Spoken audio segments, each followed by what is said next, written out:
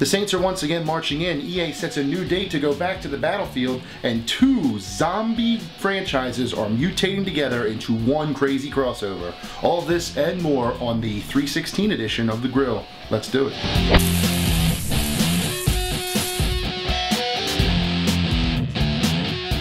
Hello and welcome to the March 16th installment of GamerNode.com's Hot Off the Grill. Senior editor Jason Fanelli is here on this 316 to bring you the biggest gaming news of the past week. You've heard of John 316, you've heard of Austin 316, where Grill 316 says keep it here for big news. Volition Incorporated, now enjoying life with a new partner in Deep Silver, has revealed its next game, Saints Row 4.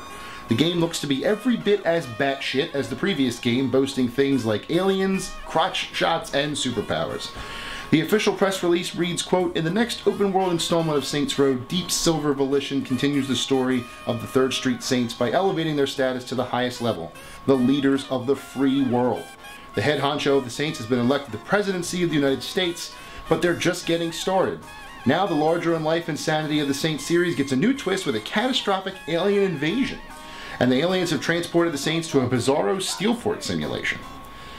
Who's ready to retake control of the 3rd Street Saints and their commander-in-chief? I sure am."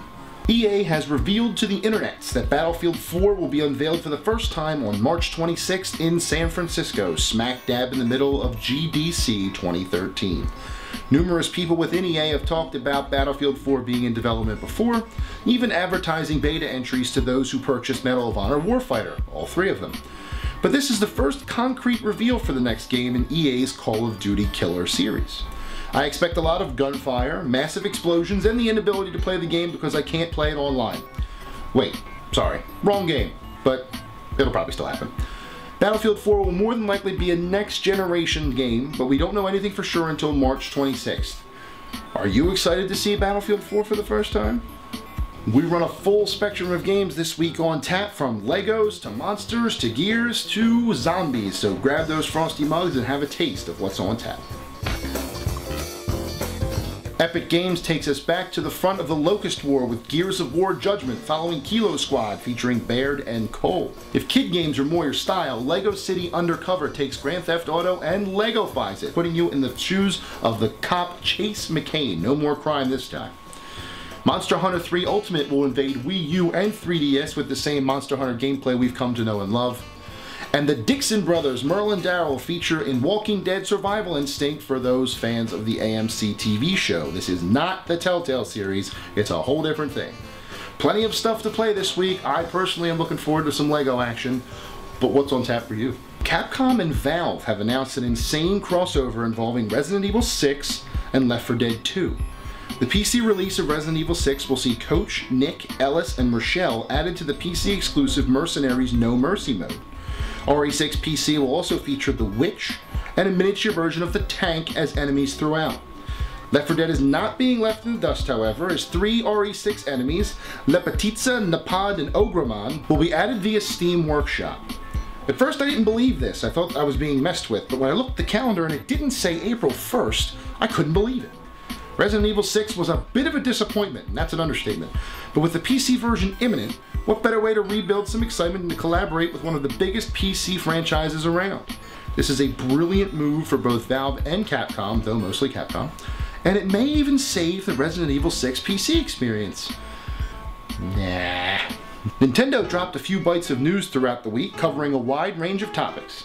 Pokemon Rumble U was announced as the first NFC-compatible game, complete with a trailer showcasing the game and the first series of figurines. The Pikachu Yellow 3DS XL, weird camera nipples and all, was announced for North America with a release date of March 24th for those who haven't upgraded yet.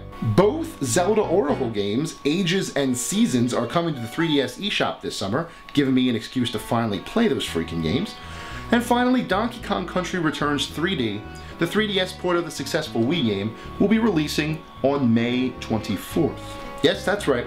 The most recently announced first-party Nintendo game, last entry in the Valentine's Day Nintendo Direct, gets a release date before games like Pikmin 3 and The Wonderful 101 that were revealed at E3. Nintendo, I love you guys, I really do.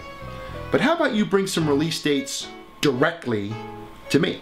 Details, screenshots, videos are all wonderful, but none of it means bunk until I know when to expect the game in front of me. Release dates, please. And with that plea on deaf ears, the kitchen is once again closed for the week. Not sure about next week, as GamerNode will be invading Boston for PAX East, but definitely be back in 2 weeks with a PAX East wrap-up and anything else that may have happened in the last 2 weeks. As always, thank you very much for watching, and that's the bottom line, because Hot Off the Grill said so. Stay hungry, my friends.